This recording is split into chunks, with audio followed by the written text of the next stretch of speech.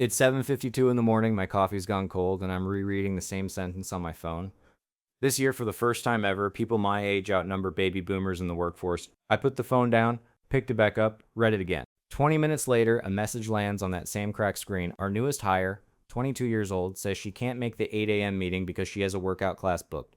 Not sick, not an emergency, a workout class. I just stared at it. Here's the part that stings. I'm 6 months into my first real corporate job, and some mornings I already want to quit, and yet my first reaction to her text was pure rage. Are you kidding me? I sat there gripping my phone, furious at a workout class, furious at myself for still showing up every day. I called my old manager to vent, and she cut me off before I even finished. She said flat out that 95% of the Gen Z hires her company brought on have been a nightmare. 95%. I remember thinking, wait, am I one of the 5%? Or am I just another name on that list? That question followed me into the next thing I found myself reading, a clip of some guy in his early 20s, asked flat out what his dream job was. He didn't hesitate. He said his dream was not to have a job at all. I laughed when I first heard it. Then I sat with it for a long minute because some part of me understood exactly what he meant. Okay, that's the easy version of it. Here's the actual version. It's not that people my age don't want anything. It's that we stopped believing the old definition of success was ever going to be available to us. So we're quietly rewriting it in our own notes, on our own terms, without asking anyone's permission first. And the backlash for that has been brutal. I've read the comments under videos like that one, hundreds of them, calling my whole generation lazy, unmotivated, a burden on everyone who came before us. I used to scroll past those comments fast. Lately, I've started reading every single one, like I'm looking for the version of myself they're describing. I should say where I actually sit in all this. I was born in 1995, which makes me what people call a zillennial, too young to be a real millennial, too old to be Gen Z. I get the space buns and the impulse to reject corporate nonsense, but there's still this old girl boss voice in my head telling me I should want more. So that's the real question I keep circling back to in this entry. Is my generation, the one just behind Gen Z and Gen Z itself, actually being delusional about work, or are we on to something the older generations never let themselves consider? I don't have the answer yet, I just know I can't stop turning it over. If I trace it back far enough, I think it starts with school. And I don't mean dropping out, I mean something quieter. Somewhere along the way, an entire generation decided that school wasn't actually measuring anything that mattered about them, and once you believe that about one system, it gets so much easier to stop trusting the next one. Here's what actually gets measured. Not whether you're talented, not whether you're creative, not whether you've got a real business mind or an artist's eye. What gets measured is whether you can sit still, memorize a page, and follow instructions without complaint. That's the whole test, dressed up as something bigger than it is. My generation started picking at this thread first, if I'm honest. Back on Tumblr in the late 2000s and early 2010s, we made endless jokes about memorizing that the mitochondria is the powerhouse of the cell while nobody ever taught us how to file a tax return. It felt funny then. It doesn't feel funny anymore. Gen Z took that same joke and didn't stop where we stopped. We complained about the curriculum and still showed up every day. They looked at the exact same complaint and decided the whole system wasn't worth showing up for at all. Same seed planted by us, grown into something we didn't expect and honestly can't fully argue with. I looked up an actual number for this, because I didn't want to just take my own bitterness as fact. In one survey, 44% of Gen Z respondents said school only gave them the most basic computing skills, nothing close to what they'd actually need. 44%. That's not a small complaint. That's nearly half a generation saying the same thing. Here's where I actually disagree with my own generation a little. Ray Dalio, one of the most respected financial minds alive, has said that a strong education builds character and work ethic just as much as knowledge, teaching people to respect rules and cooperate towards something bigger. I think we threw away the discipline along with the parts that were genuinely broken.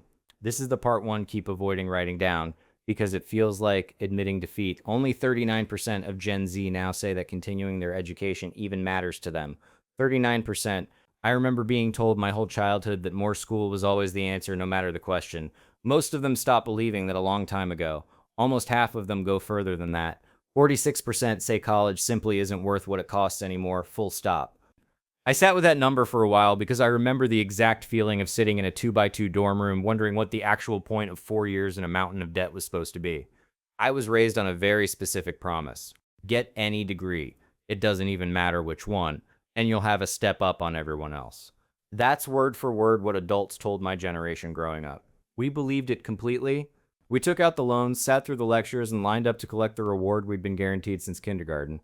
That's the easy version. Here's what actually happened. Thousands of us finished our psychology degrees and communications degrees and ended up behind a counter making someone's oat milk latte anyway. The jokes about it went viral because they were true, and underneath every joke was a person quietly doing math on a student loan bill they didn't see coming. There's a woman named Phoebe Lee, a millennial who wrote about this exact feeling, asking how she'd ended up here after absorbing every lesson and jumping through every hoop she was handed, expecting it would lead to a good, fulfilling life.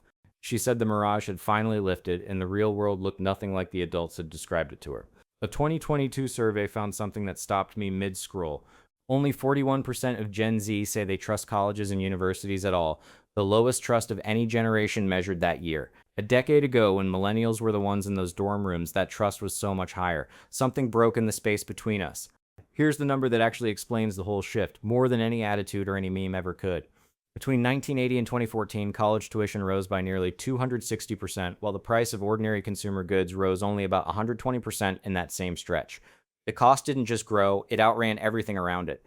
In the US, tuition now averages $20,000 a year, which is more than double what it cost at the start of this century. And I read about one graduate carrying over $100,000 in student loan debt, which means moving back in with her parents for years, not to get ahead, just to keep from falling further behind. I try to remember, when I'm being hard on them, that this generation didn't just inherit expensive tuition. They grew up through one recession, a looming second one, a pandemic that shut their classrooms down mid-lesson, wildfire smoke turning the sky orange some summers, and a cost of living that kept climbing no matter what they did to prepare for it. I did the math on housing the way I imagine a lot of them have, late at night, phone screen too bright in a dark room. To afford a medium-priced home of $400,000, you need an annual income of roughly $160,000. I read that number 3 times before it actually landed. Here's the part that makes the whole thing feel absurd instead of just hard.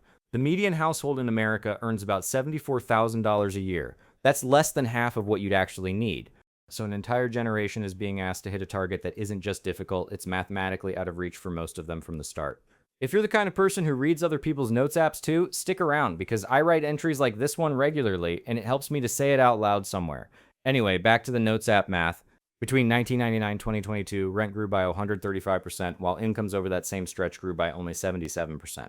I remember being taught the rule, don't spend more than 30% of your income on rent, like it was some kind of financial law of nature. In the year 2000, the average person spent about 25%. Now it's closer to 40%. Nobody changed the rule. The math underneath it just quietly stopped being possible. This is the part 1 keep avoiding, because it hits close to home in a literal sense. Almost half of everyone between 18 and 29 years old is currently living with their parents. Not a small percentage. Nearly half of an entire age bracket back in the same childhood bedroom, doing math on a phone at 2 in the morning. I looked up when this last happened at this scale, half expecting it to be some anomaly of the last few years. It wasn't. This is the highest rate of young adults living with their parents since the Great Depression. Not since the last recession, not since 2008, since the actual Great Depression, nearly a century ago. Okay, here's the thing I actually haven't said yet, not directly. In a survey of 1,000 Gen Z respondents, 52% said they don't earn enough to live the life they actually want. Not the extravagant life, just the plain one, an apartment of their own, groceries without doing math in the checkout line, a car that starts every morning. There's a piece of research from Princeton that I keep thinking about. It says the most important predictor of a person's future isn't happiness, it's hope. And hope is different from optimism because it requires believing you personally have the power to make things better. Without that belief, people don't just feel sad, their whole outcomes tend to get worse. This is the part 1 almost didn't write down because it's bigger than one paycheck or one degree. Trust in government and in institutions is sitting at an all-time low for young people right now, whether the subject is climate policy, gun laws, or policing. They don't believe the people with actual power are going to fix anything in time to matter. There's one more piece to this that I think gets overlooked. Gen Z is also by a wide margin the least religious generation on record, with about a third of them claiming no religion at all compared to roughly a tenth of that among the oldest generation still alive. Whatever place people used to put their hope during hard stretches, a lot of them don't have it anymore. So here's where all of this actually lands. In the place I started this entry, at work. A 2024 survey of hiring managers asked which generation was the hardest to manage. Nearly half named Gen Z, more than any other generation in the running, including the ones that got the exact same complaint leveled at them 20 years ago. Here's the detail that actually surprised me most in that whole survey. It wasn't just older managers saying this. 45% of Gen Z managers, people from the exact same generation, agreed that Gen Z is the hardest to work with. That's not one generation attacking another. That's a generation looking in the mirror and being honest about what it sees. A woman who owns a small bakery told a story that stuck with me. She posted one opening for a baking assistant and got flooded with applications, mostly from Gen Z. She noticed something small but telling, resume after resume, with not a single capital letter anywhere in it, not even in her own name at the top of the page. One applicant on an actual job application for an actual paying position wrote that they were having a brat summer as part of their answer. I don't know if that was confidence or carelessness or something else entirely, some kind of refusal to perform seriousness for a system that never took them seriously either. Maybe it was a little of both. An HR lead described it this way, and I wrote the quote down word for word because it struck me. She said the Gen Z employees she manages can be exhausting because they lack discipline and because they challenge you constantly, believing they're already smarter and more capable than you, and telling you exactly that to your face without flinching.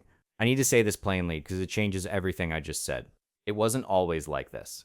Back in early 2020, 54% of 18-year-olds said they were genuinely willing to work overtime if their job asked them to. 54%! That's more than half of them showing up early, staying late, without anyone forcing them to. 2 years later, in 2022, that number had fallen to 36%. In just 2 years. That's not a slow cultural drift, it's a cliff. Something happened in that window. A pandemic, a reckoning, 1,000 small betrayals stacking on top of each other, and it knocked nearly a fifth of a generation off the idea of working overtime for anyone. This is the part one actually haven't told anyone, not out loud. In the 2000s, millennial high schoolers were more likely than boomers had been to expect their future careers would feel extremely satisfying. By 2022, only 59% still believe that, a 23-point drop, another record low. We're not just tired of working, we stopped expecting to like it. There's a phrase that went around a while back, I don't dream of labor, and when I first read it, I actually stopped scrolling, not because it sounded rebellious, because it sounded honest. I don't want a 9 to 5 to be the thing people ask about first when they meet me. I want work to be one room in the house, not the whole foundation holding the roof up. So now when people my age turn down the promotion, the extra project, the 60-hour week, I don't read it as laziness anymore. I read it as someone who watched their parents trade every evening for a title that got erased in a merger. We're not climbing the ladder as hard. We're asking why the ladder is leaning against a building that might not even be standing in 10 years. I got reprimanded once for only working the hours I was paid for. Sat across from a manager who told me if I wanted to advance, I needed to come in early and stay late. Unpaid, unspoken, never said out loud. I remember nodding, saying, okay, then going home and writing 4 sentences in my notes app that ended that job before I officially quit it. There's a line from a woman named Phoebe Lee that I copied down word for word because it undid something in me. She said, a company's real objective isn't your growth, isn't making the world better, it's maximizing shareholder value for people who already own more than they'll ever need. I read that twice. Then I closed my laptop and sat there for a long minute. Here's the part one, don't say out loud very often. I blame the schools too, a little. Somewhere along the way we stopped holding kids back a grade, even when they hadn't learned what the grade required. A kid who could barely manage grade 1 skills got pushed into grade 2 anyway because holding them back looked worse on paper than passing them along broken. I talked to a teacher once, almost 40 years in the classroom, who told me she feels pressure to pass students who genuinely haven't done the work, not because she agrees with it, because the system built around her doesn't leave room to disagree. Report cards, she said, aren't even meant to hold a kid back anymore, only to communicate. Nothing actually stops them moving forward. So grades get inflated year after year, and acceptance averages climb right along with them, not because anyone's actually smarter, only because the number got softer. Then that same kid, propped up by a grade they didn't fully earn, walks into a job at 22 expecting the same softness, and it isn't there. Nobody warned them the floor would stop existing the exact day they got hired. That's the part that gets me the most, honestly. No real consequences for years, and then suddenly a boss who doesn't care about your effort, only your output, and never explains the gap between those two things. You get fired for missing a deadline nobody softened for you first. I think about how disorienting that must feel, being told you're behind for the very first time at 23. Okay, here's the version I actually believe. Underneath all of this, I don't think my generation is a lost cause. I think we got dealt a genuinely bad hand, and instead of folding, a lot of us are playing it differently than anyone expected us to. Refusing overtime isn't the same thing as refusing to work. Sometimes it's only refusing to hand over hours nobody's ever going to pay us back for.